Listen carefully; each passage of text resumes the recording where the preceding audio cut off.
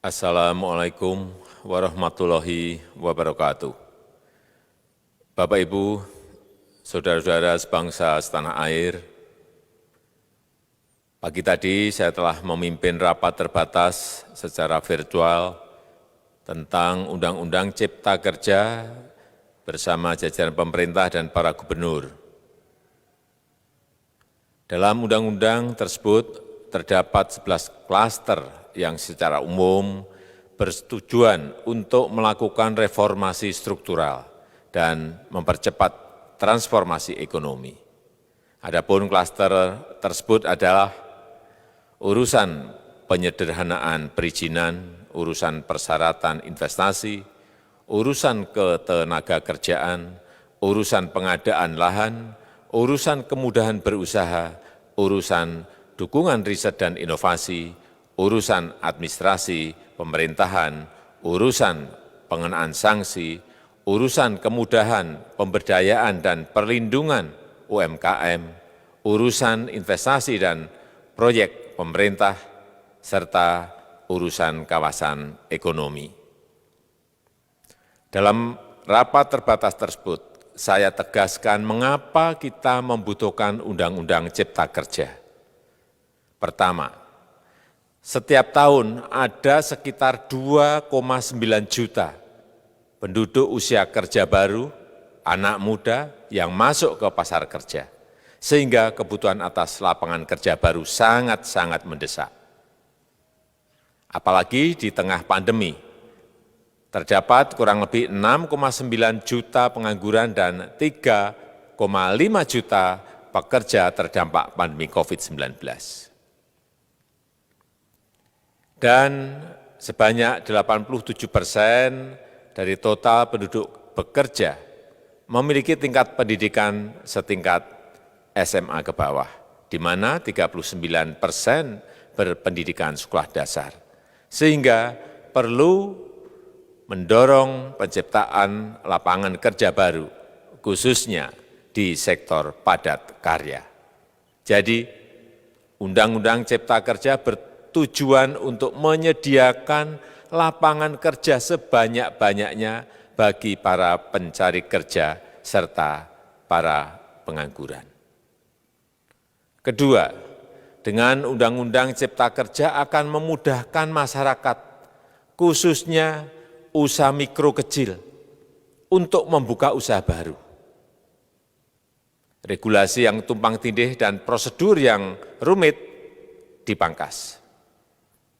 Perizinan usaha untuk usaha mikro kecil (UMK) tidak diperlukan lagi, hanya pendaftaran saja. Sangat simpel. Pembentukan PT atau perseroan terbatas juga dipermudah. Tidak ada lagi pembatasan modal minimum. Pembentukan koperasi juga dipermudah. Jumlahnya hanya 9 orang saja. Koperasi sudah bisa dibentuk. Kita harapkan akan semakin banyak koperasi-koperasi di tanah air. UMK, usaha mikro kecil yang bergerak di sektor makanan dan minuman, sertifikasi halalnya dibiayai pemerintah, artinya gratis. Izin kapal nelayan penangkap ikan misalnya, hanya ke unit kerja Kementerian KKP saja.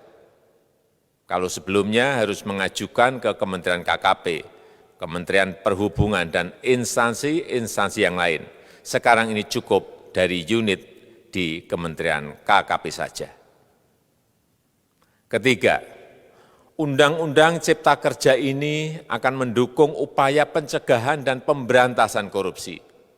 Ini jelas karena dengan menyederhanakan, dengan memotong, dengan mengintegrasikan ke dalam sistem perizinan secara elektronik, maka pungutan liar, pungli dapat dihilangkan. Namun, saya melihat adanya unjuk rasa penolakan Undang-Undang Cipta Kerja yang pada dasarnya dilatar belakangi oleh disinformasi mengenai substansi dari undang-undang ini dan hoax di media sosial. Saya ambil contoh, ada informasi yang menyebut tentang penghapusan UMP, upah minimum provinsi, UMK, upah minimum kota kabupaten, UMSP, upah minimum sektoral provinsi. Hal ini tidak benar, karena faktanya upah minimum regional, UMR, tetap ada. Ada juga yang menyebutkan bahwa upah minimum dihitung per jam. Ini juga tidak benar. Tidak ada perubahan dengan sistem yang sekarang.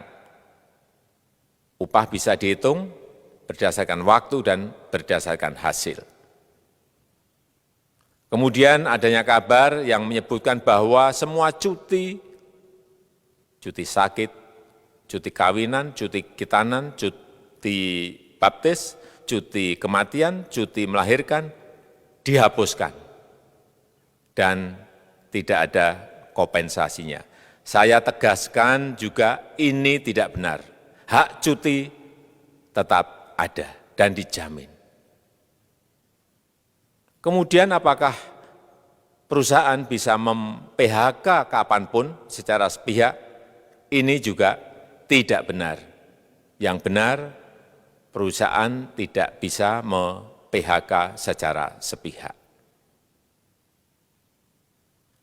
Kemudian juga pertanyaan mengenai benarkah jaminan sosial dan kesejahteraan lainnya hilang. Yang benar, jaminan sosial tetap ada. Yang juga sering diberitakan tidak benar adalah mengenai dihapusnya AMDAL, analisis mengenai dampak lingkungan. Itu juga tidak benar. AMDAL tetap ada. Bagi industri besar harus studi AMDAL yang ketat.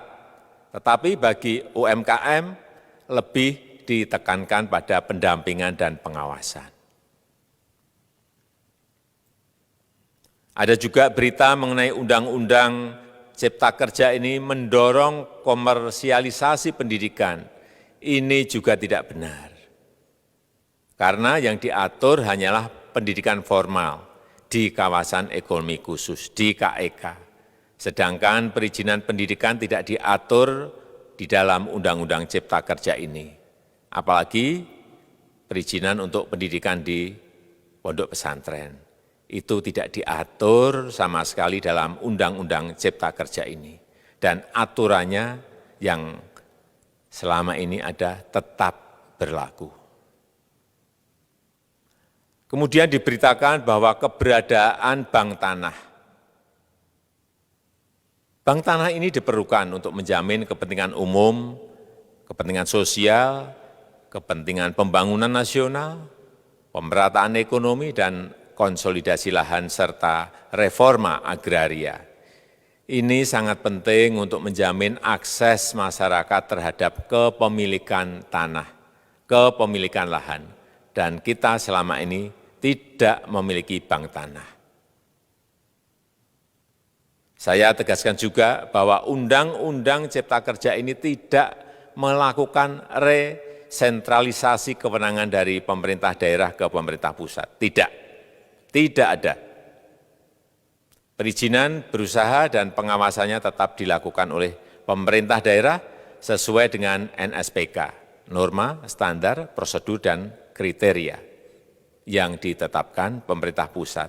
Ini agar dapat tercipta standar pelayanan yang baik di seluruh daerah.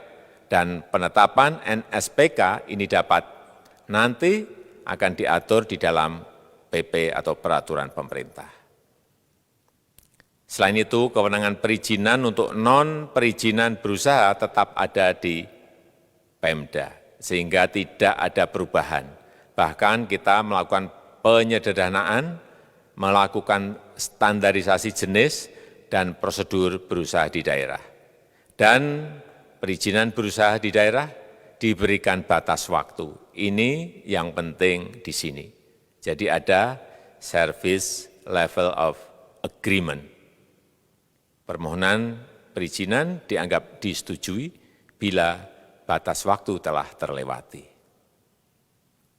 Saya perlu tegaskan pula bahwa Undang-Undang Cipta Kerja ini memerlukan banyak sekali peraturan pemerintah atau PP dan peraturan presiden atau Perpres.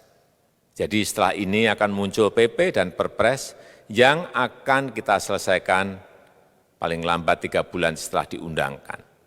Kita pemerintah membuka dan mengundang masukan-masukan dari masyarakat dan masih terbuka usulan-usulan dan masukan dari daerah-daerah. Pemerintah berkeyakinan melalui Undang-Undang Cipta Kerja ini jutaan pekerja dapat memperbaiki kehidupannya dan juga penghidupan bagi keluarga mereka. Dan kalau masih ada, jika masih ada ketidakpuasan terhadap Undang-Undang Cipta Kerja ini, silahkan mengajukan uji materi atau judicial review melalui MK, Mahkamah Konstitusi. Sistem ketatanegaraan kita memang mengatakan seperti itu. Jadi, kalau masih ada yang tidak puas dan menolak, silahkan diajukan uji materi ke MK. Saya rasa itu yang bisa saya sampaikan pada kesempatan yang baik ini. Terima kasih. Wassalamualaikum warahmatullahi wabarakatuh.